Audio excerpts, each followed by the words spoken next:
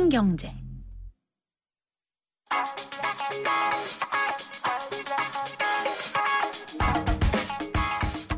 안녕하세요. 멜로디경제 대중음악평론가 이대화입니다. FNC 엔터테인먼트가 코스닥에 신규 상장됐습니다. 엔터테인먼트 회사가 상장된 건 YG 이후로 3년 만인데요. FNC는 CN블루, FT아일랜드를 키워낸 밴드 아이돌 회사로 유명했죠. 최근엔 발을 넓혀서 걸그룹 시장에 도전했고 그 결과인 AOA가 최근 큰 인기를 끌면서 한국을 대표하는 기획사로 성장했습니다. FNC 한성호 대표는 가수 출신입니다. 1999년에 1집 앨범 굿바이, 2002년에 2집 앨범 새드클로버를 냈고요. SG워너비, 시아 등에게 곡을 준 작곡가이기도 했습니다. 하지만 2006년에 FNC 엔터테인먼트를 설립하고 제작자로 변신을 했고 FT아일랜드, CN블루를 연속으로 히트시키면서 수백억 대의 주식 부자로 지금은 떠올랐습니다. 한 대표는 이번 상장을 계기로 중화권 진출을 본격화할 예정이라고 하는데요. 이동건, 이다혜 같은 연기자들까지 포진한 회사라 음악뿐만 아니라 드라마, 영화 등 다양한 분야를 아우르는 한류 엔터테인먼트 회사로 성장할 가능성이 보입니다. 음악은 이번에 상장에 커다란 계기를 준 그룹 AOA의 사뿐사뿐 듣겠습니다.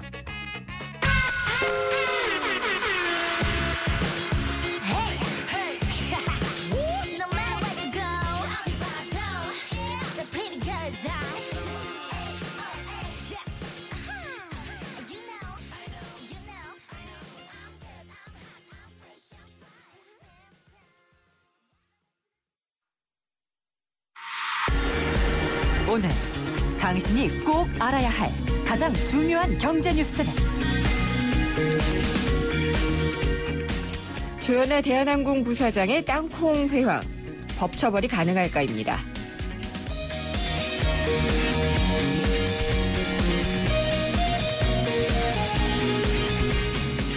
생생경제 3부 함께하고 계십니다.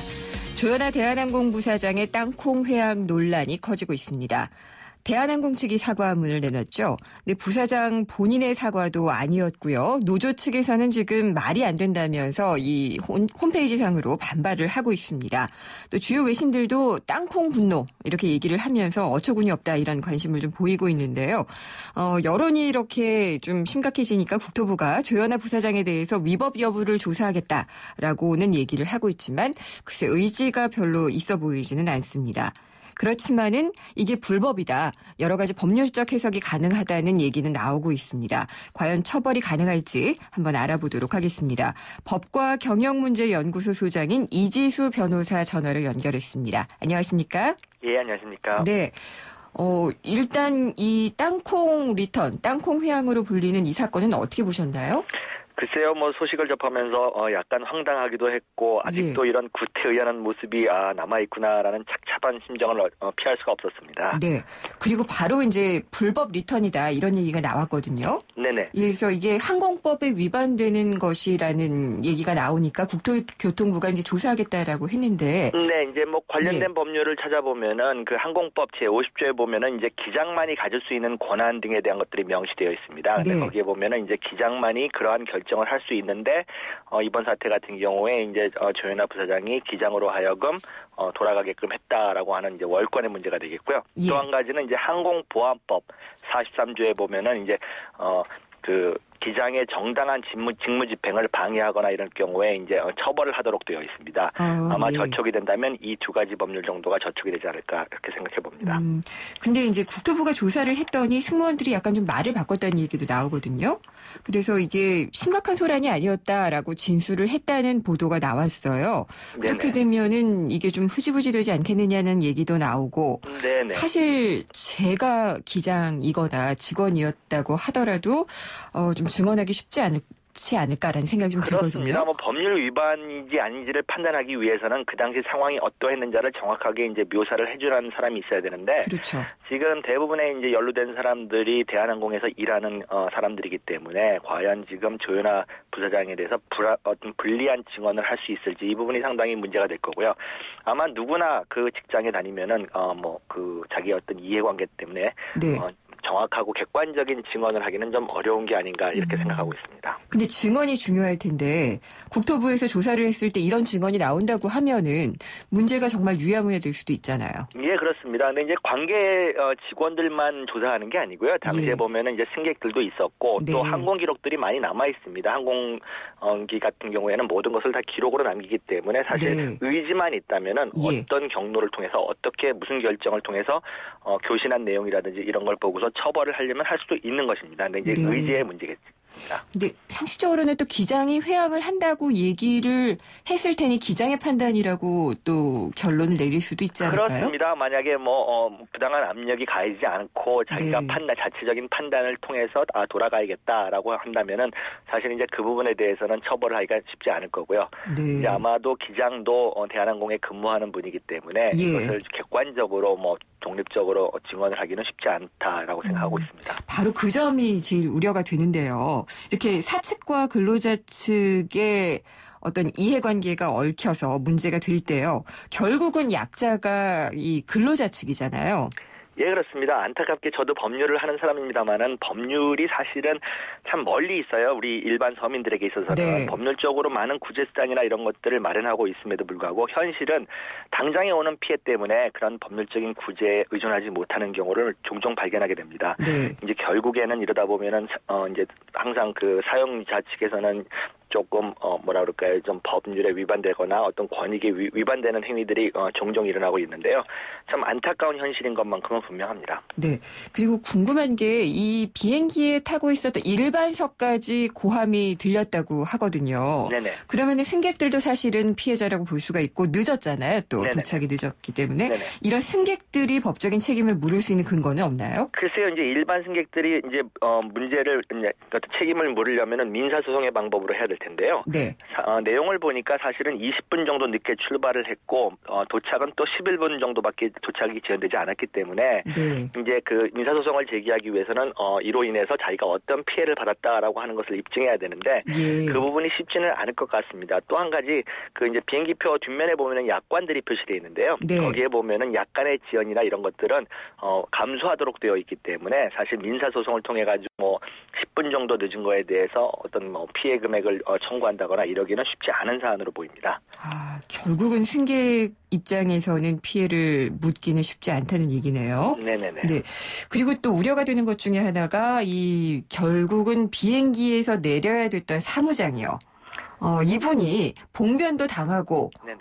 또 궁극적인 피해자가 되지 않을까라는 걱정도 되거든요. 그렇죠. 이번 사안에서 어떻게 보면 가장 황당하고 놀란 분은 아마 사무장이었을 거라고 생각을 합니다. 네.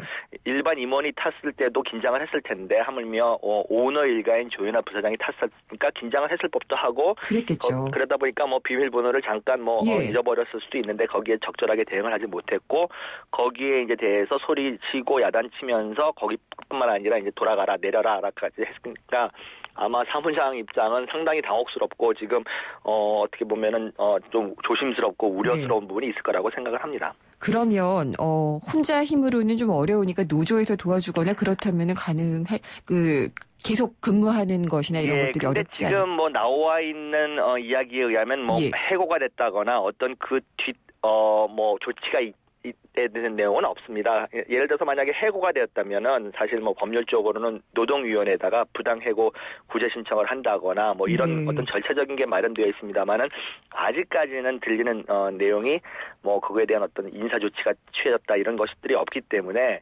글쎄요 그 부분은 좀 더 두고 봐야 되지 않나 이렇게 생각을 하고 있습니다. 변호사님께서는 사실 이게 경제개혁연대나 좋은기업 지배구조연구소에서도 활동을 활발히 하셨잖아요. 네네. 여러 가지 많이 보셨을 텐데 가장 가까운 예로는 작년에 이 비행기에서 라면 끓여달라고 했다가 네네. 덜 익었다고 승무원을 폭행했던 그 라면 상무 네네. 있었고요.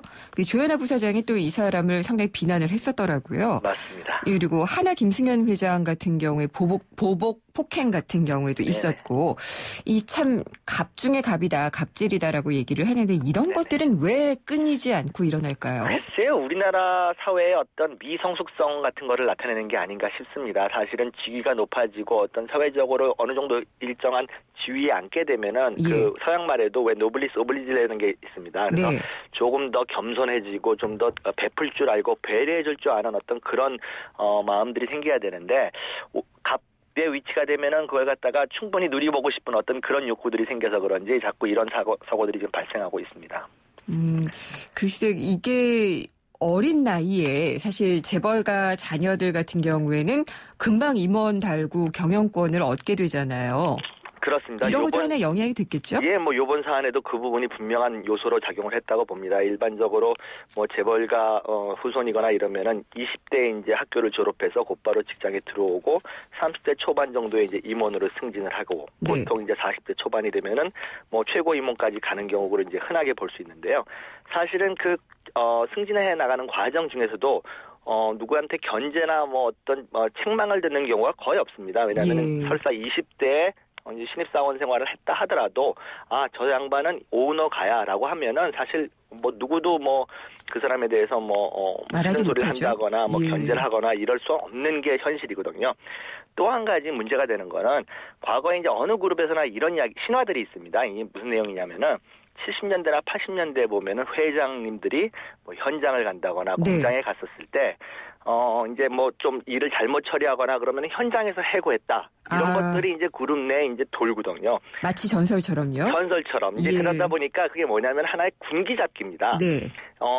회장님이 왔을 때 깍짝에 잘하고 모든 것을 다 숙지해라라고 하는 어떤 군기를 잡기 위해 그런 아주 구태의연한 방법들을 사실 70년대, 80년대에 많이 썼었거든요. 군사문화 아닌가요? 군사문화의 영향도 분명히 받은 거죠. 이제 그러면서 그런 것들을 사실 이제 후손 어떤 재벌 오너 2세, 3세들이 또 배우게 되고 그거를 통한 어떤 권위를 이제 세워야겠다라는 것들이 이제 학습 효과가 생기고요. 이러다 보니까 이런 것들이 치유되지 못하고 자꾸 반복되고 이런 것들이 있는데요. 사실은 이제 그런 식의 경영 방법은 이제는 구태의연한 거고요. 지금의 시대에는 전혀 어울리지 않는 거고. 이번 사태에 대해서도 대한항공에서 이제 뭐 보도자료를 배포하고 사과문을 냈습니다만은 거기에 보면은 참 아직도 좀 눈에 거슬리는 부분이 임원으로서 적절한 조치를 취한 건다. 그건 문제가 되지 않는다. 이런 부분인데. 임원으로서 어떤 적절한 조치를 취한 거에 대해서는 아마 누구도 뭐라고 안 할 겁니다. 문제는 그 방법이죠. 만약에 그 조현아 부사장이 오너가가 아니고 일반 전문 경영이었다면 과연 그런 식으로 비행기를 돌아가게끔 하고 그 자리에서 사무장을 내리게끔 하는 그런 조치를 취할 수 있었냐는 거죠. 그런 거는 뭐 임원이기 때문에 가능했던 게 아니라 제가 보기에는 지배주주 일가 오너기 때문에 어떻게 보면은 전횡을 할 수 있는 그런 여지가 있고요. 그거에 대해서 사내에서 어떠한 견제나 싫은 소리 내지는 책망을 듣지 않는 위치에 있다는 거죠. 존재 자체가 압박인 거죠. 그 자체가 압박인 거죠, 아무래도. 그리고 이제 사무장 같은 경우에는 이 승무원들의 가장 최고 위에 있잖아요. 그렇습니다. 이 사람이 내린다는 것은 안전에 큰 문제가 생기는 거 아닌가요? 그 부분도 이제 다시 한번 또 법률적으로 이제 따져봐야 될 부분인데요. 만약에 그래가지고 혹시라도 뭐 다행스럽게 뭐 그런 사고가 없었습니다만은 승무장이 없었기 때문에 만약에 어떤 조그마한 사고라도 발생을 했다라면은 조현아 부사장은 그 법적 책임에 대해서 자유롭지 못하고요. 그 부분에 대한 책임도 분명히 져야 되는 것이 법률이고요. 그게 항공보안법이겠죠? 예, 항공보안법상에 이제 그런 조치들을 못하게 되어 있는데, 그러니까 그런 것들을 다 기장만이 할 수 있도록 되어 있는데요. 이제 조현아 부사장이 기장에게 어떠한 영향을 끼쳤느냐, 무슨 압력을 가했느냐, 이제 이런 부분들이 중요하게 될 텐데, 초반에도 말씀드렸듯이 이제 그 부분에 대한 증언이 나오기는 좀 어려울 것 같고요. 사실은 이게 법률적인 문제라기보다는 지금 외국 언론에서도 지금 제가 좀 읽어봤습니다만은 상당히 부끄러운 이야기예요.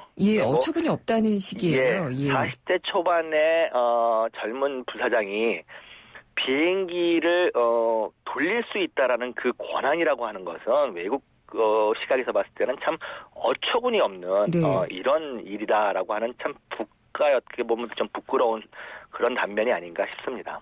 그래도 굳이 법적으로 보자면은요, 이 항공보안법 위반이 네네. 최대 10년 징역형까지 가능하다고 하던데요. 예, 그런데 이제 노조에서 이제 말씀하고 있는 그 43조는 원래 보면은 이제 그 테러라든지 납치라든지 이런 거를 목적으로 만들어진 법조항이기 때문에 사실 지금 이 사건에 직접적으로 적용하기는 쉽지는 않습니다. 근데 이제 뭐 폭행이나 협박 또는 위계가 있었느냐 그랬다면은 이제 10년 이하의 징역에 처한다 이렇게 되어 있기 때문에요.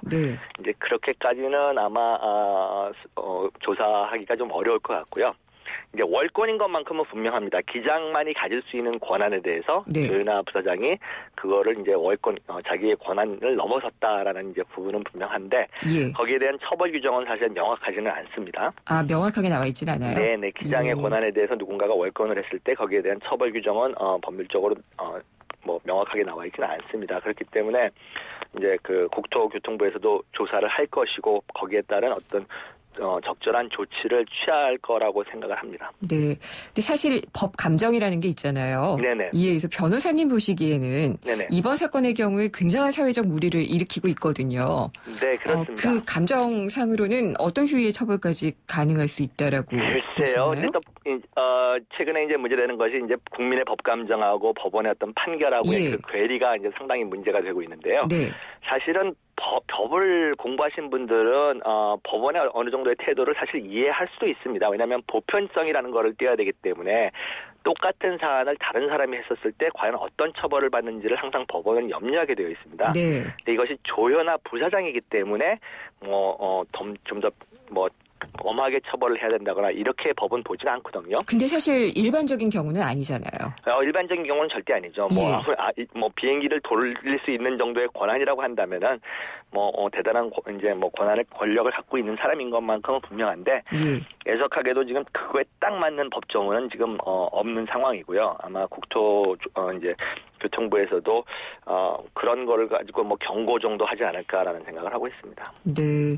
그리고 약자들이 좀 보호받을 수 있고 이런 것에 있어서 증언도 좀 확실히 할 수 있는 그런 법적인 장치도 필요하지 않을까요? 이제 그거와 관련돼 가지고 국회에서도 내부 고발자 보호 법령 이런 것도 이제 많이 제정을 하는데 이제 노력을 하고 있는데요.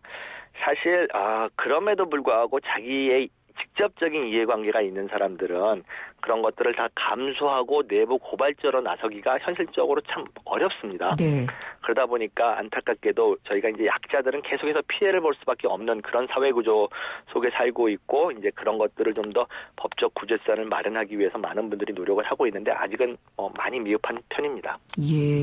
결국은 본인들의 어떤 사회적 책임감, 오너들의 이런 것들이 필요하다는 결론으로 받아들여야겠네요. 그런 의식이 가장 중요하겠죠. 법률적으로 처벌하는 것도 법 위반이 있었다면 너무나 당연한 거지만 사실 법 이전에 어떤 사회적인 관점에서 위화감 조성이라든지 이런 거를 생각해서 좀 높은 데 계신 분들, 좀 가지신 분들 이런 분들이 조금 더 배려하고 소위 이제 힘없는 사람들에 대해서 좀 더 배려하고 좀 포용할 수 있는 그런 좀 사회가 되는 게 더 바람직하지 않나 싶습니다. 알겠습니다. 잘 들었습니다. 감사합니다. 예, 들어가십시오. 법과 경영문제연구소 소장인 이지수 변호사였습니다.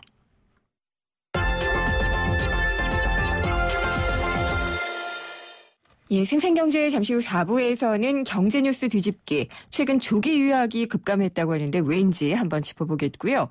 그리고 은퇴솔루션 시간 있습니다. 초저금리 시대라 은퇴의 이자 생활하기는 상당히 어려워졌는데 자산운용 어떻게 하면 좋을지를 짚어보도록 하겠습니다. 그리고 YTN 라디오와 세종문화회관이 공동 주최하는 제약 콘서트 프라미스 2015가 12월 31일 저녁 7시 반과 밤 10시 반에 세종문화회관 대극장에서 열립니다. 생생경제에서 매일 하루 한 분씩 2장의 관람 티켓을 선물로 드리려고 하는데요. 조건은 있습니다. 방금 전에 인터뷰를 했던 논란이 되고 있는 땅콩 회항, 여기에 대한 의견을 부탁을 드리겠습니다. 월권이라고 생각을 하시는지, 그래서 처벌을 받아야 된다라고 생각을 하시는지, 그리고 아니면은 회사 임원으로서, 부사장으로서 당연히 할 수 있었던 행동이었다고 보시는지 청취자 여러분의 의견을 보내주시면 됩니다. 짧은 문자는 50원, 긴 문자는 100원이 부과되는 문자 문자 메시지 샵의 0945, 샵의 0945로 지금 보내주시면은요. 추첨을 통해서 12월 31일 저녁 7시 반과 밤 10시 반 세종문화회관 대극장에서 열리는 제야 콘서트 프라미스 2015 관람 티켓 2장을 선물로 보내드리도록 하겠습니다. 많은 분들이 문자 주시고 있는데요. 3114님. 사무장이 잘못했을 수도 있습니다. 만약에 그렇다면은 사내 규정에 의해서 담당 부서에서 절차에 따라 처리했어야 될 문제입니다. 지금의 행동, 그러니까 부사장의 행동을 말씀하신 것 같군요. 잘못된 것으로 보입니다라고 의견을 주셨습니다. 그리고 1902님은 임원이자 상사로서 할 수 있는 정당한 지시라고 판단합니다라고 얘기를 해주셨고요. 8400님은 직장 내에서라면은 있을 수 있는 일이라고 봅니다. 매뉴얼대로 하지 않아서 야단 맞은 것이니까요. 그러나 내리라고까지 한 것은 좀 너무한 것 같습니다. 다양한 의견들 주셨네요. 샵의 0945로 조현아 대한항공 부사장의 땅콩 회황 논란. 여러분은 어떻게 생각하시는지 문자 보내주십시오. 잠시 후 4부에서 뵙겠습니다. 세계적인 교육 중심지 런던과 미국 본토 교육이 뿌리내린 괌에서 YTN 주니어 영어 캠프가 여러분을 기다립니다. 품격 있는 영국식 영어를 만나볼 수 있는 런던 영어 캠프는 전통 있는 명문대학 캠퍼스에서 이루어지며 유럽의 역사가 숨쉬는 유적지도 둘러보게 됩니다. 따뜻한 기후와 아름다운 해변을 자랑하는 괌 영어 캠프는 명문 사립학교 정규 수업에 참가하며 해양 레포츠도 체험할 수 있습니다. 참가 신청은 YTN 웹사이트와 런던 캠프는 서울 전화 723-0550, 괌 캠프 서울 전화 533-0585에서 받습니다. 경제를 위한 바른 시각, 본질에 다가가는 심층 분석, 가치를 추구하는 정확한 해석. YTN 라디오 김윤경의 생생경제.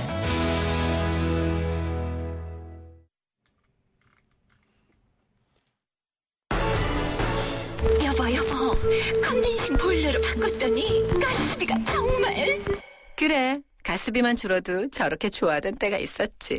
국내 최초 전기까지 만들어주는 컨덴싱 전기발전 보일러. 컨덴싱 보일러, 여기까지 왔다. 국가대표 보일러 형동나비엔. 이건 왜? 뉴스에선 볼 수 없었던 뉴스 속 스토리. 경제 뉴스 뒤집기 한파. 세상의 베이스가 되다 포스코 협찬으로 김윤경의 생생경제 4부 시작하겠습니다. 4부의 시작은 경제뉴스 뒤집기인데요. 오늘은 홍원호 시민경제사회연구소장과 함께합니다. 소장님 안녕하십니까? 네, 안녕하세요. 네, 자녀를 둔 부모들의 최대 관심사는 아무래도 교육이에요. 네. 그리고 취업. 예. 근데 이것과 관련된 얘기가 바로 유학이라고 할 수가 있는데 한참 동안 조기 유학 떠나는 아이들이 상당히 많았거든요. 네. 근데 좀 줄었다고 하던데. 네, 최근에 그러니까 상당히 많이 줄었는데요. 예. 그 조기 유학을 떠나는 초중고생 수를 보면 2000년에 5,000명이 안 됐거든요. 네. 대략 한 4,400명 그랬는데 한 2006년경에 한 3만 명까지 육박을 했었죠. 꽤 많이 늘었군요. 예, 꽤 많이 늘었다가 한 6배 이상 늘었다가 예. 지난해에는 12,000명으로 줄었다고 그래요. 네. 그래서 2006년 이후에 약 7년간 58%가 감소했는데 뭐 이런 거는 뭐 여러 가지 요인이 있는 것 같습니다. 그러면 일단 어디로들 떠나는지요? 나라들을 보면요. 주요 지역을 통계를 보니까 주요 지역으로는 미국의 대략 한 4분의 1 정도가 미국으로 가는 것 같고요. 네. 그다음에 한 5분의 1 정도가 캐나다, 그다음에 4분의 1 정도가 동남아 쪽으로 가는 것 같아요. 예, 그쪽으로 가고 있는데 미국으로 가는 학생들을 보면 여기는 이제 초등학생은 25%, 네. 중학생은 32%, 고등학생은 46%가 갔더라고요. 그러니까 여기는 아마 미국으로 가는 거는 아무래도 대학 입학을 위해서, 미국 대학 입학을 위해서 가는 것 같고요. 반대로 캐나다는 거꾸로예요. 초등학생 20%, 고등학생은 8% 그렇게 갔거든요. 네. 그 말은 캐나다로는 주로 이 어학연수를 주로 가는 것 같습니다. 동남아로도 거의 그 연수 형태로들 가는 것 같은데. 예. 동남아는 초등학생의 25%, 중학생의 25%, 고등학생의 15% 이렇게 가거든요. 그러니까 네. 대부분 다 어학연수라고 봐야 되겠죠. 네. 네. 근데 왜 이게 3만 명까지 늘었다가 다시 또 10,000명 수준까지 급감을 했을까요? 가장 큰 원인은 아무래도 입시 제도의 변화이겠죠. 그러니까 2000년대 초중반에 이렇게 많이 늘어가는 게 네. 그때 그 조기 유학생들이 굉장히 유리한 재외국민 특별 전형이다 해가지고 네. 그 상당히 많은 특혜를 줬거든요. 예. 그래서 이 조기 유학을 가면 명문대도 또 손쉽게 들어갈 수 있는 그런 길이 많이 열려 있었습니다. 그런데 뭐 다 아시다시피 중간에 많은 일들이 있었죠. 네. 이것을 악용한 사례도 많았고 그래서 비판 여론도 많았고요. 그래서 최근에는 그 입시 특혜들이 많이 줄어들었다고 합니다. 그래서 특별 전형을 받는 경우에도 부모가 같이 가면은 받을 수 있는데 그렇지 않은 학생들 많잖아요. 네. 네, 그렇지 않은 경우에는 이 특별 전형 혜택을 받을 수 없다고 합니다. 많이 바뀌었네요. 예. 그리고 또 외고나 국제고 이런 데 들어갈 때도 그 뭐 영어 시험을 직접 치르지는 않는다고 그래요. 그래서 영어 내신 성적이나 면접, 학습 계획서 이런 걸 통해서 지금 신입생을 뽑고 있기 때문에 과거와 달리 이 조기 유학생들에게 유리한 그런 혜택들은 많이 줄어드는 것 같습니다. 네. 그래도 한국 유학생들 상당히 많은 편이기는 한데 그래도 네. 미국 내 한국 유학생들의 비중이 좀 줄어드는 것 같다고 그래요? 예, 그러니까 대학생 이상, 네. 그러니까 고등교육 이상의 미국 유학생들, 미국에 있는 한국 유학생들 수도 상당히 좀 줄어들고 있는데 2000년에서 2009년 사이에는 대략 그 유학생들이 미국에 있는 한국 유학생들이 한 82%나 늘었거든요. 네. 근데 2009년 이후에 지난 5년간은 대략 한 9 내지 10% 정도 줄어들어서 꺾였다는 건데 이런 추세가 앞으로 좀 계속될 것 같네요. 계속될 것 같아요? 네, 이런 말씀을 드리는 거는 이웃나라 통계를 보면 네. 일본 같은 경우는 지난 한 15년 동안에 16년 동안에 59%, 약 60%를 감소했거든요. 네. 그러니까 미국에 있는 일본 유학생이겠죠. 예. 그다음에 대만 유학생들도 미국에 있는 대만 유학생들도 한 15년 동안 한 30% 이상 감소했어요. 그래서 우리나라도 아마 그런 추세대로 갈 가능성이 많이 있는 것 같습니다. 일본 유학생들은 확실히 준 게 맞고요. 대만도 줄어드는데 그들 같은 경우에는 유학파에 대한 선호가 좀 많이 줄어들어서 그런 게 있거든요. 예. 우리나라도 그러면은 그렇게 간다는 말씀인가요? 네, 저도 그렇게 생각되는데 최근에 특히 이제 대기업들 그 인사 담당자들 얘기를 들어보면 미국 유학파를 선호할 그런 유인이 많이 줄었다고 그래요. 그러니까 네. 희소성도 많이 줄었잖아요. 그렇죠. 많이 가다 보니까. 그리고 또 유학을 간 분들이 특별히 또 유능하지도 않다. 비슷비슷하다. 프리미엄이 없다? 예. 해봤더니 특별히 똑똑하지 않더라 이런 얘기를 하고 있고. 이거 유학파 분들 지금 항의 전화하시겠어요? 이러다가. 아니 근데 그거는 그럴 것 같지는 않은데. 네. 사람의 능력이 큰 차이 없잖아요, 사실. 네. 그런 것 같고.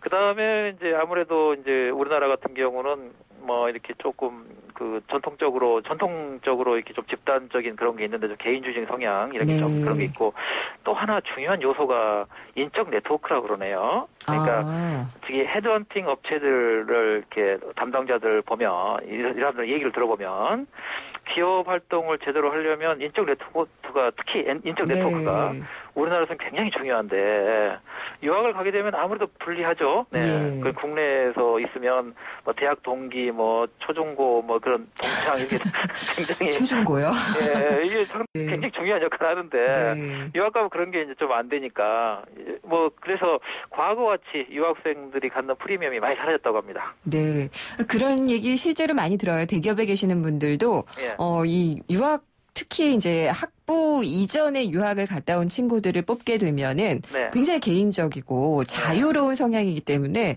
우리나라 굉장히 수직 계열화돼 있잖아요. 그렇죠. 예, 이런 문화에 적응을 못한다. 그래서 안 뽑는다는 그런 말씀을 하신 건 들어본 적이 있어요. 예, 그러니까 최근에 이제 헤드헌팅 업체들 얘기도 이렇게 오래 버티지를 못한다는 거예요.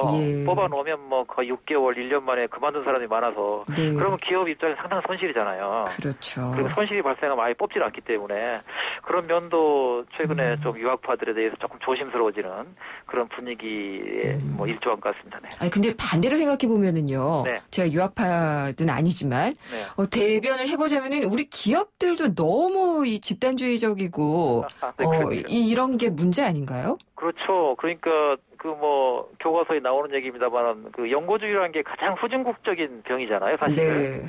그래서 우리나라가 이걸 빨리 좀 극복을 해야 되는 부분인데 그게 이제 극복 안 되고 있다는 거 이건 굉장히 이제 국가적인 손실, 기업적인 손실인데 그러나 그거는 이제 점진적으로 해소가 될 거고요. 당장 현실 속에서는 이제 그게 작동을 하고 있기 때문에 그래서 개인주의적인 좀 성향이 강한 유학파들이 이런 문화에 좀 적응하기 좀 상당히 힘들겠죠. 네. 홍 소장님도 무슨 파 있으세요? 저는 없습니다. 개인으로 활동하시는군요. 네. 그러면은 그래도 유학을 보내고 싶어 하시는 분들은 많을 텐데 특히나 조기 유학 보내고 싶으신 부모님들에게는 어떤 말씀 해주시겠어요? 예, 자녀 문제는 굉장히 중요하기 때문에 아마 귀를 쫑긋 들으실 것 같은데 네. 역시 중요한 건 대학 입시 정책 아니겠어요? 예, 입시 정책인데 지금 특히나 올해부터 지금 수능이 굉장히 쉬워졌죠. 네. 물수능이라는 얘기가 많아지는데 결국은 수능이 앞으로 계속 쉬워지는 게 된다 그러면 조기 유학의 유인은 크게 또 줄어들 것 같네요. 물론 올해 물수능에 대한 비판이 많았기 때문에 조금 영어가 더 어려워질 수도 있겠지만 그러나 과거처럼 그렇게 어려울 것 같지는 않아요. 그래서 이런 점들을 충분히 고려해서 결정을 해야 될 것 같습니다. 특히 여하튼 정부의 정책은 매우 중요하죠. 이렇게 개인들이 움직일 때는. 그래서 정부 정책, 입시 정책 이런 걸 좀 신중하게 보고 판단해야 될 것 같습니다. 대학 가는 거나 기업은 그런데요. 대학 교수가 되려면 유학 꼭 갔다 와야 돼요. 예, 그렇다고 하더라고요. 얼마 전에 좀 서울대 경제학과를 봤더니 과거 많이 다르더라고요. 그러니까 과거에는 그래도 국내파도 꽤 있었는데 요즘은 거의 없는 것 같더라고요. 없어요, 거의. 예, 그러니까 학자가 되려면은 아무래도 꼭 미국은 아니더라도 유럽이나 이런 데 유학을 갔다 오는 것이 도움이 되는 경우도 많겠지만 그러나 기업들 입장에서는 좀 다르니까 학자가 아니고 다른 걸 또 추구한다고 그러면 요즘에 대기업들의 인사 정책이 어떻게 바뀌었는지 그런 것들 좀 꼼꼼히 살피고 유학을 준비하는 거 이런 것도 굉장히 좀 도움이 될 것 같습니다. 갑자기 학교의 이런 유학파 선호도 좀 바뀌어야 되지 않나 이런 생각 좀 해봤습니다. 네, 저도 그렇습니다. 네, 오늘 말씀 잘 들었습니다. 감사합니다. 네, 감사합니다. 홍원호 시민경제사회 연구소장이었습니다. 생생경제를 다양하게 만나는 방법. YTN 라디오 앱 예스와 YTN 라디오 웹사이트, 팟캐스트를 통해서 실시간 청취와 다시 듣기가 가능합니다. 언제 어디서나 손쉽게 만날 수 있는 생생경제. 참 좋다.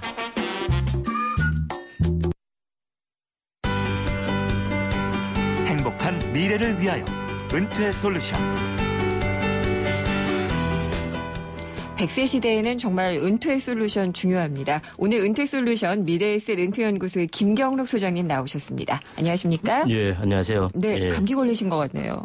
예, 이제 다 나아가고 있습니다. 아, 그러시군요. 예. 오늘의 주제는 자산운용 방법이라고요. 예, 초저금리 시대의 이제 자산운용 방법이고요. 최근에 이제 금리 많이 떨어졌는데 너무 지금, 많이 떨어졌어요. 예, 지금 근데 엔저 이런 문제 때문에 또 중국도 금리 인하를 했고요. 그래서 또 한 번 더 금리를 인하한다 만다 이런 이야기가 있습니다. 네. 그러면 이제 완전히 이제 초저금리 시대에 접어들 텐데요. 지금도 이자로는 그렇고 절대 살 수 없는. 네. 살 수는 있지만은 살기가 쉽지가 않다는 거죠. 엄청나게 많은 돈이 있어야지 그렇습니다. 살 수가 있죠. 예. 오늘은 그 부분에 관해서 좀 이제 말씀을 드리려고 그럽니다. 이전에도 어떤 말씀을 드렸지만은 조금 더 이제 비유해서 좀 알기 쉽게 알아듣기 쉬우시게 좀 설명을 해드리려고 합니다. 어떻게 해요? 예. 혹시 인터스텔라 영화 보셨죠? 요즘 봤습니다. 요즘 워낙 인기가 좋은 영화인데요. 예, 어떤 얘기를 해주시려고요? 인터스텔라에서? 예, 거기서 이제 인상 깊었던 장면이 밀러 행성이라고 있고 가르강티아라는 블랙홀이 있는데 블랙홀의 이제 중력이 아주 크다 보니까 밀러 행성에서 1시간이 지구의 7년하고 맞먹지 않습니까? 그러니까 중력이 아주 큰 곳에서는 시간이 천천히 흐른다는 것입니다. 그것처럼 이제 금리도 초저금리는 중력이 아주 크다고 보면 됩니다. 그렇게 이제 비유를 해서 알 수 있고요. 또 하나 비유를 하자면 시간이 천천히 흐른다는 것은 자산의 축적 속도가 아주 느려진다는 것입니다. 인터스텔라와 이 초저금리와 이런 것들을 이렇게 설명을 하시는군요. 그래서 초저금리라는 아주 중력이 큰 곳에서는 시간이 천천히 가듯이 자산의 축적 속도 아주 천천히 늦어진다는 것입니다. 그게 초저금리에서는 아주 천천히 늦어집니다. 예, 경제학인가요? 물리학인가요? 경제학이라고 보는 게 나을 것 같습니다. 예, 근데 구체적으로 좀 설명을 해주세요. 또 이제 수치가 조금 들어가게 되는데요. 초저금리면 이제 한 1% 이 정도를 이야기할 텐데요. 금리가 5%일 때 이제 원금이 2배 되는 때 걸리는 시간을 보겠습니다. 금리가 5%일 때는 14년 걸립니다. 4%일 때는 18년. 3%일 때는 24년이 걸립니다. 2배가 되네. 근데 2%일 때는 36년이 걸립니다. 1%면요? 70년이 걸리고요. 아이고 한평생인데요. 그런데 이제 예. 또 재밌는 건 더 초저금리. 예를 들어 네. 블랙홀 근처 정도 가는 0.1% 금리. 몇 년 걸리나요? 이게 이제 693년이 걸립니다. 이거 한 왕조인데요, 이렇게 되면. 이거 뭐 왕조를 넘어서 한 7, 8세대를 네. 자산을 계속 축적을 하고 복리로 운용을 하면은 그러면 원금이 2배 된다는 것인데요. 예. 이런 곳이 없을 것 같죠, 전혀. 네. 그런데 일본이 정기예금 금리가 0.1% 정도입니다. 일본이 그렇네요, 진짜. 네. 네. 그러니까 여기서는 뭐 자산이 2배가 되려면은 예. 한 700년 있어야 된다는 이야기입니다. 거기는 뭐 말로 행성인가요? 예. 그렇군요. 남 이야기가 아닌 겁니다. 미국도 낮잖아요. 예, 미국이 이제 우리나라하고 지금 뭐 거의 비슷하다고 보시면 될 것 같고요. 네. 뭐 우리나라는 3년, 미국은 10년 금리 예. 이렇게 보시면 비슷하고요. 그렇게 본다면은 지구 곳곳도 사실은 다 다른 이제 중력을 가지고 있습니다. 네. 예를 들어 인도나 브라질 뭐 이런 경우인데요. 인도는 그렇게 본다면은 2배가 되는데 걸리는 시간이 인도는 9년 정도 되고요. 네. 브라질은 6년, 미국은 한 36년인데 예. 일본은 뭐 말씀드렸듯이 한 700년 걸립니다. 그러니까 네. 지구 내에서도 이렇게 네. 그 다 초저금리라는 중력이 다 다릅니다. 그래서 자산 축적 속도도 네. 이제 다 차이가 난다는 것이죠. 일본 같은 경우는 지금 그래서 개인들보다는 정부가 더 힘든 상태가 된 것 같아요. 예, 예, 그렇습니다. 연금 주느라고. 예, 맞습니다. 네. 개인들은 이제 얼마 받기로 돼 있는 부분이 예, 있으니까 그렇고요. 이럴 줄 몰랐잖아요. 예, 우리나라의 연금제도하고 이제 동일한 거죠. 네. 일본의 0.1% 금리면은 뭐 인터스텔라에 비유해서 본다면은 블랙홀 입구라고 보시면 됩니다. 왜냐하면 블랙홀 예. 입구에서는 시간이 거의 멈춰버리니까요. 그렇죠. 예. 예. 자산 증가가 거의 멈춰버리는. 근데 일본은 더 걱정인 게 그렇게 재정 적자가 심한데도 네. 돈 더 막 만들어가지고 풀고 막 이러고 있어서 어떻게 예. 갈지 정말 모르겠어요. 예, 뭐 돈을 만들어 푸는 거하고. 예. 근데 이번에는 중앙은행이 그 채권을 사겠다고 네. 그랬으니까요. 중앙은행이 이제 돈을 푸는 거하고 또 이제 재정 적자하고는 또 조금 이제 다른 다르긴 문제긴 하죠. 예. 예. 근데 그렇게 되면 이제 어떻게 대처해야지 되는지는 예. 일단 우주복을 입고 생각을 해야지 예. 되나요? 그게 똑같이 마찬가지입니다. 네. 거기 보면은 그 블랙홀에서 이제 네. 블랙홀로 가다가 옆으로 싹 비켜납니다. 네. 블랙홀에 빨려들다. 예. 그때 이제 남은 연료로 추진을 강하게 네. 해서 그 역추진을 하죠. 블랙홀을 벗어나게 됩니다. 네. 그것처럼 이제 그 초저금리에서도 역추진을 해야 됩니다. 그 어떻게 추진이라는 것은 예. 약간 위험을 취하면서 투자 상품에 좀 이제 투자를 하면서 네. 수익률을 한 2, 3%포인트 정도 더 높이는 네. 그런 중력 공간으로 이동을 해야 된다는 것입니다. 구체적으로 설명을 해주세요. 어떤 상품들에 어떤 식으로 투자를 하면 역추진이 가능한지. 그게 이제 일단 이제 지금은 정기예금 금리형 상품인데 네. 투자 상품으로 옮겨가야 됩니다. 투자 상품이라는 것은 이제 절대 수익이라는 예. 것도 있을 수도 있고 ELS도 있고요. 네. 그다음에 이제 주식형 상품도 예. 있고. 그다음에 해외 채권형 상품도 있고 이런 식으로 해서 투자 상품으로 옮겨가면서 지금 우리나라에는 거의 해외 연금에서 네. 해외 자산의 비중이 0.6% 정도에 불과합니다. 굉장히 아주 적네요. 낮은 편이죠. 네. 예. 그렇기 때문에 이제 글로벌로 분산을 또 많이 하셔야 되고요. 네. 투자 자산으로 옮겨가는데 제일 중요한 것은 첫째도 분산, 둘째도 분산, 셋째도 분산입니다. 그럼 완전히 좀 다른 종류로 분산을 그렇습니다. 해야 되나요? 이전에 이제 투자 자산으로 옮겨가면서 한두 개의 펀드에 많이 네. 들었습니다. 잘 나가는 펀드. 그렇죠. 요즘도 지점에 가면은 요즘 잘 나가는 펀드가 이겁니다 하고 주는데요. 예.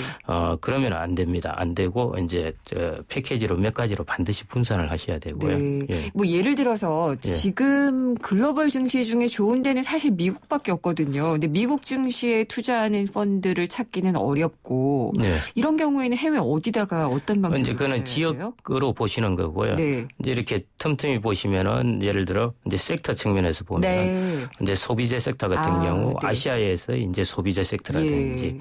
이제 글로벌에서 소비재 섹터라든지 이런 부분이 있고 그다음 헬스케어 섹터 같은 경우도 있고요.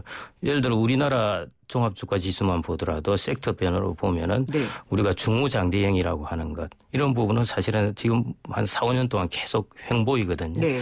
거기에 비해서 뭐 네이버라든지 그다음에 이게 그 소비재 관련된 네. 부분은 계속 오르고 있습니다.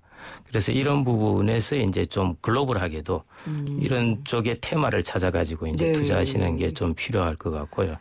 이게 함부로 유망하다라고 얘기를 하기는 참 쉽지 않잖아요. 예. 그래서 한때 막 브라질 채권 유행하고 막 이럴 예. 때도 예. 전 굉장히 위험하더라고요. 왜냐하면은 예. 모두가 투자가 끝난 상태에서 예.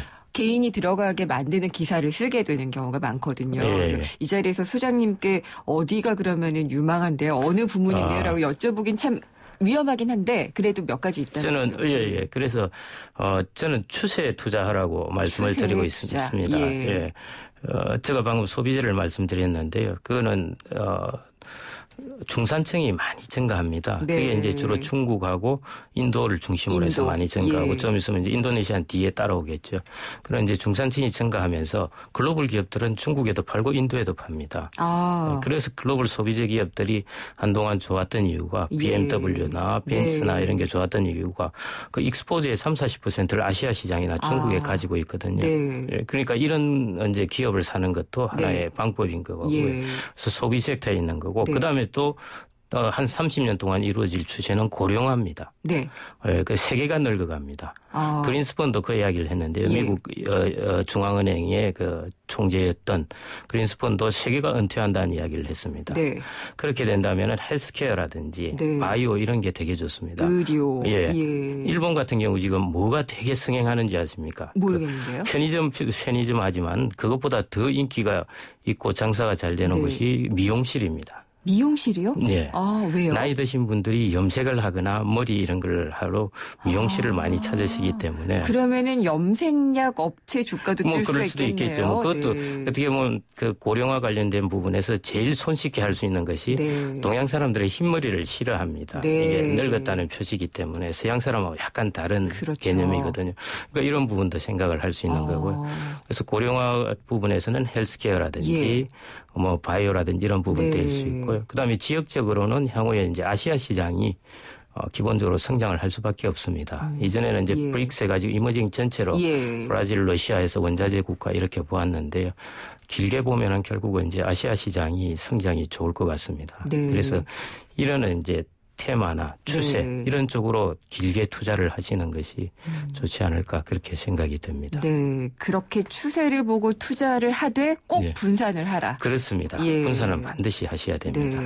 만약에 그러면은 아시아에 투자를 했다 그러면은 소비재에는 투자하지 않고 좀 다른 걸 골라보는 것도 방법이겠네요. 뭐 그럴 수도 있는데 아시아의 여러 섹터 부분에 리드만 뽑을 수도 있는 겁니다. 예를 들어 산업재도 있고 소비재도 있고 그다음 IT 기업도 있을 텐데 그 중에서 제일 좋은 놈들만 골라서 투자하는 것도 방법이고 그다음에 아시아의 소비재 섹터에 또 투자를 하는 것도 방법이고 그렇습니다. 소장님 말씀을 들으면 빨리 가서 좀 이렇게 봐야겠다 이런 생각이 드는데요. 실제로 행동에는 안 옮겨지네요. 제일 중요한 것은 반드시 투자 상품을 투자할 때는 좋은 자를 반드시 둬야 됩니다. 맞습니다. 알겠습니다. 오늘 말씀 잘 들었습니다. 감사합니다. 감사합니다. 미래에셋 은퇴연구소의 김경록 소장이었습니다. 생명보험 우수인증 설계사 만나보셨어요? 고객 불만 건수 제로의 자부심, 고객을 위한 한결같은 성실함, 고객의 미래를 설계하는 전문성, 바로 생명보험 우수인증 설계사입니다. 믿고 신뢰할 수 있는 생명보험 우수인증 설계사가 고객님과 함께합니다. 생명보험협회. 세종문화회관 대극장에서 열리는 제약 콘서트 프라미스 2015 오늘 티켓 당첨자분은 2972님입니다. 2장 보내드립니다. 생생경제는 오늘 여기까지고요. 다시 듣기 가능하십니다. 홈페이지와 팟캐스트 앱을 찾아주시면 됩니다. 다음 시간에 찾아뵙겠습니다. 김윤경이었습니다.